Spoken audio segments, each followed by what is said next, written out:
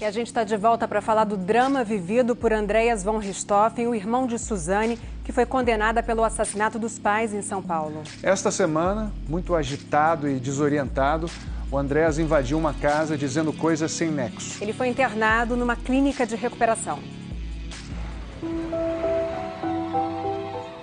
1º de novembro de 2002, enterro de Marisia e Manfred von Richthofen.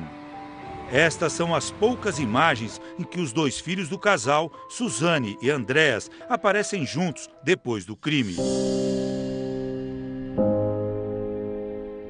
Ela foi condenada a 39 anos por planejar o assassinato dos pais. E ele nunca mais foi fotografado por jornalistas ou deu entrevistas para a TV.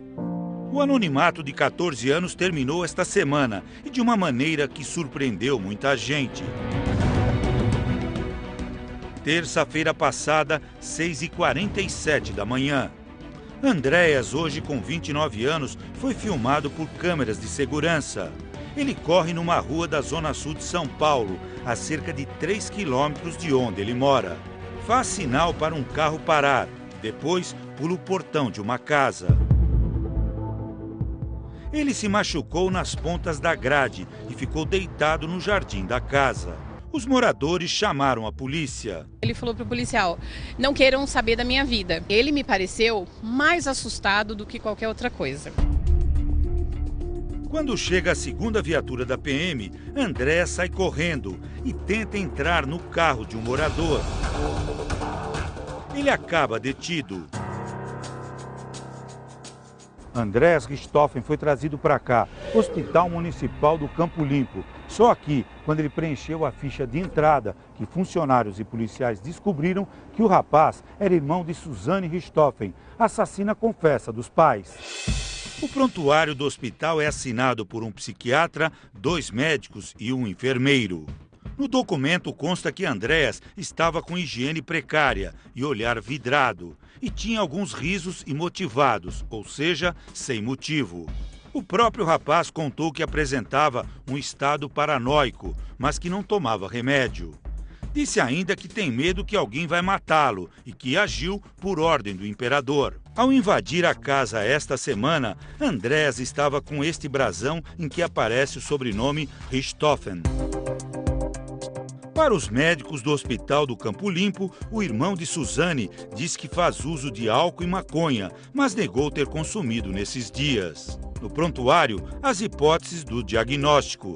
Andreas sofreria de psicose e transtorno de personalidade. E os médicos não descartam que o transtorno tenha sido causado pelo uso de drogas. Este psicólogo, que é professor de criminologia da USP, conversou com Andreas há cerca de 8 anos. O assassinato dos pais não tinha sido superado. Foi uma violência que o chocou e da qual ele não havia conseguido se libertar tanto até aquele momento. Na época, o psicólogo ajudava a elaborar um laudo sobre Suzane, que reivindicava o regime semiaberto. Eu me lembro ter sugerido a ele, com insistência, que ele buscasse uma psicoterapia. Maria Aparecida Evangelista, atual advogada de Andreas, não soube dizer se ele procurou algum tipo de tratamento depois de adulto.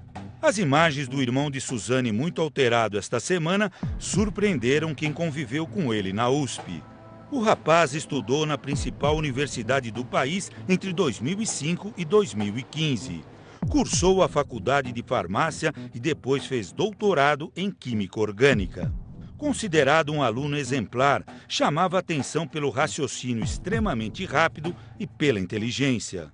A casa de Andreas é esta, fica a 600 metros da mansão da família onde ocorreu o crime. Aqui foi o consultório psiquiátrico da mãe dele, Marisia. Segundo os vizinhos, Andreas é discreto, vive sozinho e nunca deu problemas no bairro.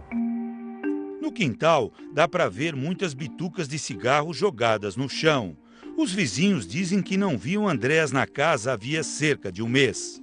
O irmão de Suzane foi transferido no mesmo dia do Hospital do Campo Limpo para esta clínica, para pacientes com transtornos psiquiátricos e dependência química. Andreas fica sozinho num quarto. Tem atendimento psicológico individual e em grupo todos os dias e passa por um psiquiatra no mínimo 2 vezes por semana, além de fazer terapia ocupacional e ter acompanhamento de uma assistente social. A direção da clínica diz que ele está calmo e aceitou o tratamento.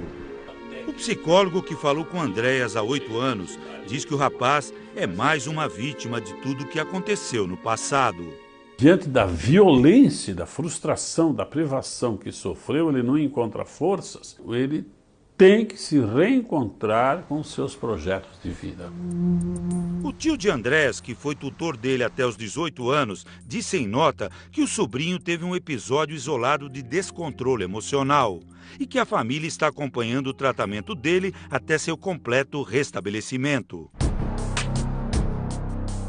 Em 2015, a justiça determinou: Suzane não tem direito à herança e Andréas passou a ser o único responsável pelo patrimônio da família. Atualmente ela está no regime semiaberto. Dorme na cadeia e trabalha lá dentro como costureira e pode sair em algumas datas especiais. Já Andréas não tem previsão de alta da clínica psiquiátrica. Para pessoas próximas, ele dizia uma frase que resume bem a sua história: meu sonho era ir para um lugar onde ninguém soubesse quem eu sou.